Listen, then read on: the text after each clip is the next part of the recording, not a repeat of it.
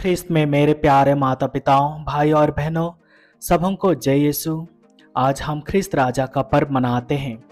हम यीशु की स्तुति करते हैं, उसकी महिमा गाते हैं और उसके पैरों के नीचे झुकते हैं और उसकी पूजा करते हैं। एक ख्रिस्ती के रूप में हम मसीह को अपने राजा के रूप में स्वीकार करते हैं, जो हमारे मन और हृदय पर शासन करता है। आज के तीनों पाठों का मुख्य विषय प्रेम है। पहला पाठ में हम सुनते हैं कि इज़राइल के पूर्वजों ने इज़राइल के राजा के रूप में दाऊद का अभिषेक करते हैं, क्योंकि ईश्वर ने उसे अपनी प्रजा इज़राइल का चरवाहा होने के लिए चुना था। परमेश्वर अपने लोगों से प्रेम करता है, इसलिए वह नहीं चाहता कि वे बिना चरवाहे के भटके। ईश्वर दयालु और प्यारा है। वह एक अच्छा चरवाहा पाता है दाऊद को, जो परमेश्वर के मन के अनुसार है और उसे पूरे इज़राइल का राजा नियुक्त करता है। दूसरा पाठ में हम मुख्य रूप से 3 बातें सुनते हैं। पहला, सभी स्वर्गदूतों और ब्रह्मांडीय शक्तियों पर यीशु मसीह की प्रधानता। दूसरा, क्रूस का मूल्य और आवश्यकता। और तीसरा, मुक्ति का लौकिक प्रभाव। लेकिन विषय वही है, प्रेम। और उसी के कारण पिता ने पुत्र के राज्य में हमारे लिए जगह बनाई है।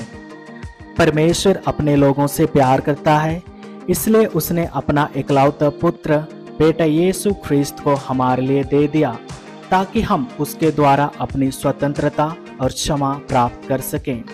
उसने क्रूस पर अपनी मृत्यु के द्वारा स्वर्ग के साथ पृथ्वी का और परमेश्वर के साथ मनुष्यों का मेल मिलाप कराया। और आज के सुसमाचार में हम सुनते हैं कि यीशु ने स्वर्ग का द्वार खोलने का वादा करते हुए अपराधी से कहते हैं, आज ही तुम मेरे साथ स्वर्गलोक में होगे। उसने अपने पुनरुत्थान के द्वारा स्वर्ग अपने राज्य का द्वार खोल दिया, जिसे वह फिर कभी बंद नहीं करेगा। ख्रिस्त में मेरे प्यारे माता पिताओं, भाई और बहनों, आज हम ख्रिस्त राजा का पर्व मनाते हैं। हम नेपोलियन, अलेक्जेंडर और जूलियस सीजर जैसे कुछ राजाओं को जानते हैं, जिन्होंने कई देशों को जीत लिया और कई देशों पर अपना अधिकार जमा लिया। उन्होंने अपनी शक्ति दिखाई, उन्होंने कई लोगों का वध किया और अपनी शक्ति प्राप्त की। उन्होंने अपनी शक्ति का उपयोग दूसरों पर अत्याचार करने, सम्मान पाने, आसान जीवन जीने के लिए किया। लेकिन यीशु ख्रिस्त अलग राजा थे, जिन्होंने अपनी शक्ति और प्रताप का प्रदर्शन नहीं किया। वह क्रूस पर एक असहाय राजा था। वास्तव में बहुत से लोगों को यीशु मसीह को राजा के रूप में स्वीकार करना मुश्किल लगता है, क्योंकि उसके पास शासन करने के लिए कोई राज्य नहीं था और लड़ने और रक्षा करने के लिए कोई सैनिक नहीं थे।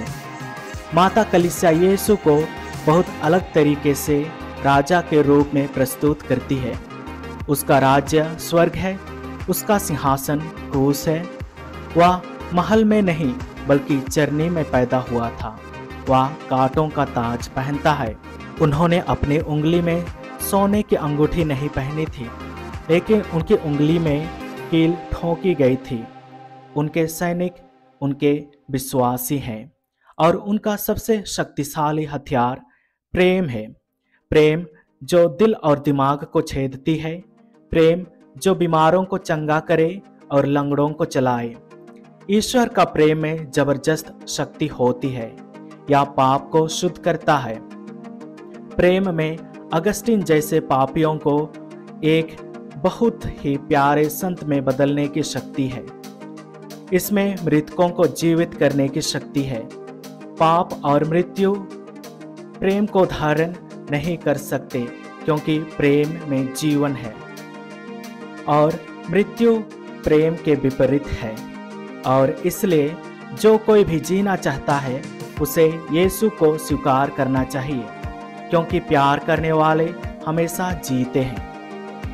जो कोई भी यीशु को स्वीकार करता है, वह उसे सभी परिस्थितियों में जीवन देंगे क्योंकि यीशु ने संत जोहन अध्याय 14 वचन संख्या 23 में वादा किया है, यदि कोई मुझे प्यार करता है तो वह मेरी बात मानेगा और मेरे पिता उससे प्यार करेगा और हम उसके पास आएंगे और अपना घर बनाएंगे।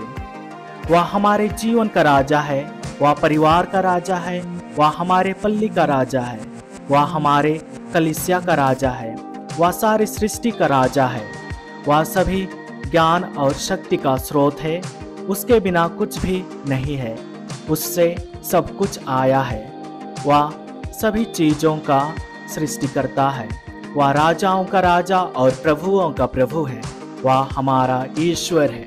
आज यीशु हमें उनके जैसे बनने के लिए आमंत्रित करते हैं, विशेष रूप से राजनीतिक नेता जिनके पास शासन करने की शक्तियां हैं, उन्हें प्रेम और विनम्रता के साथ शासन करने के लिए आमंत्रित करते हैं।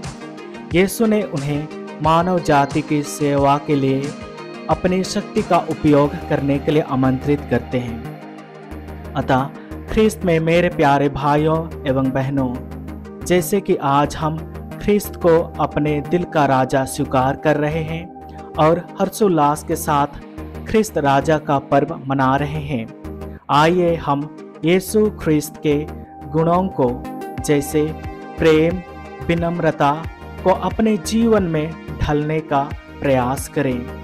ख्रिस्त राजा आप सबों को आशीष प्रदान करें।